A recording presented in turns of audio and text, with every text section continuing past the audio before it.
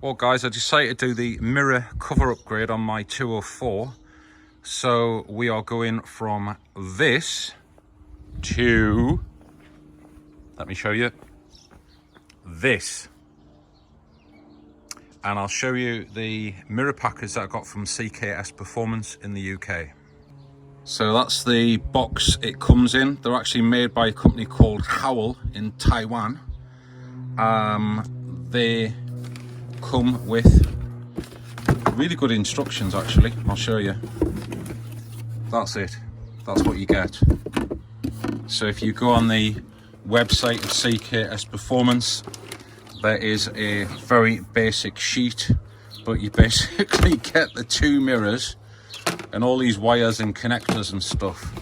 So I'll just show you the mirror again.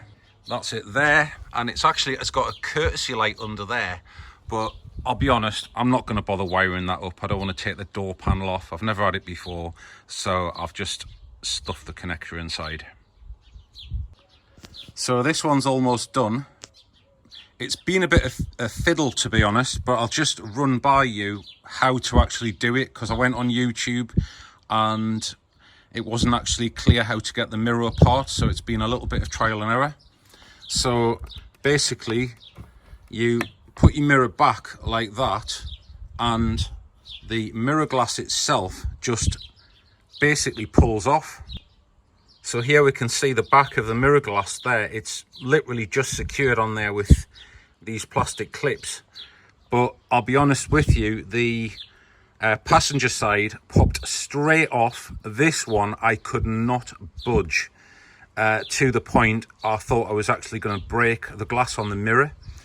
So I sprayed a bit of WD-40 in there and just kept working it. Eventually it did just pop off, but I was actually starting to probe in there with a screwdriver and see if I could get these little tabs moving. I was a little bit worried they're going to break because the car's 15 years old and there's obviously a bit of plastic degradation there. But anyway, in the end it just popped off.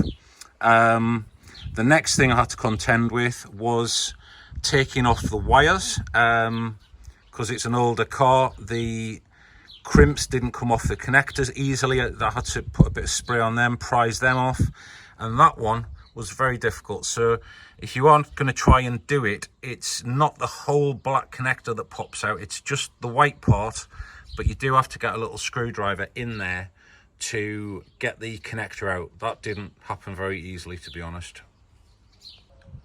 When you take these connectors off, make sure you mark the wires up, take a photograph so you know which way to put them back on. So there we go, the mirror's all working. I think it looks spiffing, old chap, absolutely spiffing. Right, so I'll show you what to do. So as I said before, you move your mirror back like that, you tilt your mirror glass forward and you just put your hands in there or your fingers in there and pull, and the mirror glass should just pop straight off. You probably see I've already got this one off and I've marked and photographed the orientation of the cables. Right, so the next thing you do is you want to get yourself a Torx T10, and basically there's 3 Torx screws here. Take these out. That's the 3 Torx screws out. You don't have to worry about anything on the motor section here. I did actually take a couple out on the other side, but then found out I didn't need to. So this, now, you just literally pull it. I'll see if I can do it with one hand. Maybe I can't do it all with one hand. There we go, and it's off. And that's it. And then, all you do is literally, what's that? You just pull the bottom of the mirror off and the top of the mirror off, which I can't do because I'm holding the phone, but I'll show you 1 second. So that's them off. The bottom actually comes off first and the top follows. And you'll see on the Mercedes model that there's a little inbuilt connector there. So when you put that mirror cover back on from the top, it goes into the connector.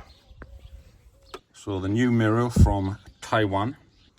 Herein lies the problem, in that there is really no instructions to tell you what to do with this connector here. So on the car, you've got 2 male pins, and here you've got 2 male pins as well, which obviously don't go together, which means you have to utilize this connector, but there's no instructions to tell you which wire is which.